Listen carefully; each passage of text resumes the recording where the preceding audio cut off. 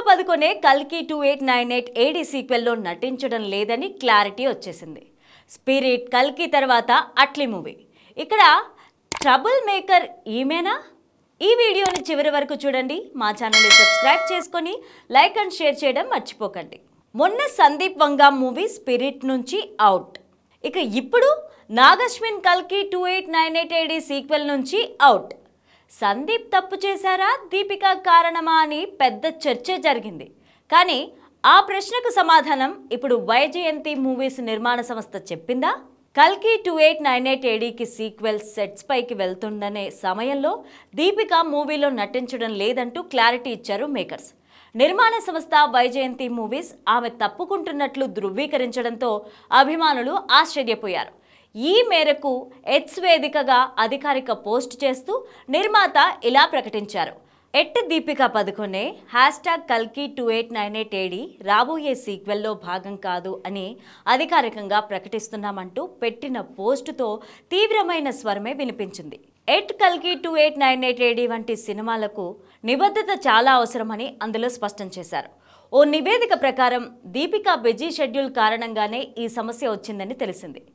మరో సోర్సు ప్రకారం ఈ సంవత్సరం చివర్లో సీక్వెల్స్ షూటింగ్ ప్లాన్ చేశారు. అయితే ఇప్పటికే దీపిక ఆ సమయంలో డేట్స్ అన్నీ కూడా దర్శకుడు అట్లీతో చేస్తున్న సినిమాకు కేటాయించారు. దాదాపు 2 సినిమాల షూటింగ్ ఒకే సమయంలో జరగాల్సి రావడంతో నిర్మాతలు దీపికా టీం మధ్య సమస్యలు తలెత్తడం మొదలైంది. దీపికా పదుకొనే తప్పుకోవడానికి ఇతర కారణాలు ఇప్పుడు చూద్దాం. బాలీవుడ్ హంగామా ప్రకారం డబ్బు, పని పరిస్థితులు కూడా సమస్యలుగా మారాయి.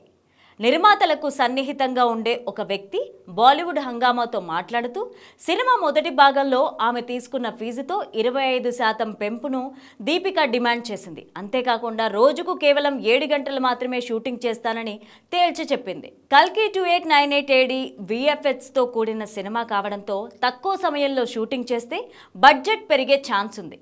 ఎక్కువ గంటలు షూటింగ్ చేయడానికి వీలుగా దీపిక కోసం లగ్జరీ వ్యానిటీని ఏర్పాటు చేయడానికి నిర్మాతలు సిద్ధంగా ఉన్నారు. కానీ ఆమె దానికి నిరాకరించింది. ప్రభాస్ కూడా తన ఫీజు పెంచమని అడగలేదు. కాబట్టి ఆర్థిక విషయాలపైన కూడా చర్చలు జరిగాయి. పైగా దీపికా పదుకొనే టీం దాదాపు 25 మంది ఉన్నారు. వీరంతా ఆమెతో పాటు షూటింగ్కి వస్తారు. ఆమె బృందం కోసం 5 స్టార్ వసతి భవనం, భోజనం ఖర్చులు తిరిగి చెల్లించాలని డిమాండ్ చేశారు దీపిక.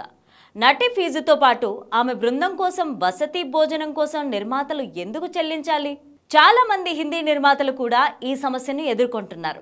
నిర్మాతలు పునరాలోచించమని అడిగినప్పటికీ ఆమె బృందం వెనక్కి తగ్గలేదని ఓ నివేదిక తెలుపుతోంది. అప్పుడే ఆమెను సినిమా నుంచి తప్పించడమే మంచిదనే నిర్ణయం తీసుకున్నారు నిర్మాతలు. కల్కి 2898 ఏడి దీపికా పదుకొనే నటించడం లేదనే వార్త సోషల్ మీడియాలో బాగా డిస్కషన్కి తావిచ్చింది. చాలా మంది నిరాశ వ్యక్తం చేయగా మరికొందరు తెర వెనక ఏం జరిగిందోనని ఊహాగానాల్లో ఉన్నారు. దీపికా అభిమానుల నుంచి నాగశ్విన్ కౌంటర్స్ అయితే ఎదుర్కొనేందుకు సిద్ధంగా ఉండాలి. అది ఓ నెగిటివ్ పోస్ట్ పెట్టారు. ఇది ప్రభాస్ స్పిరిట్ ప్రభావంలాగా అనిపించడం లేదు, బహుశా ఇది వేరే ఏదైనా కావచ్చు అని కూడా పోస్ట్ పెట్టారు.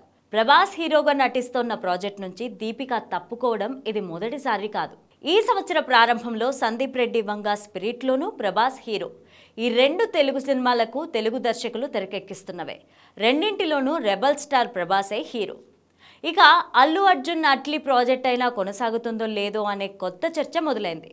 అయితే ఇప్పటికే అట్లీతో జవాన్ మూవీలో దీపిక నటించారు కాబట్టి ఆల్రెడీ ఆమె కండిషన్స్కి ఈ దర్శకుడు గ్రీన్ సిగ్నల్ ఇచ్చి ఉండొచ్చు. ఈ ప్రాజెక్ట్ కంటిన్యూ అయితే ఓకే.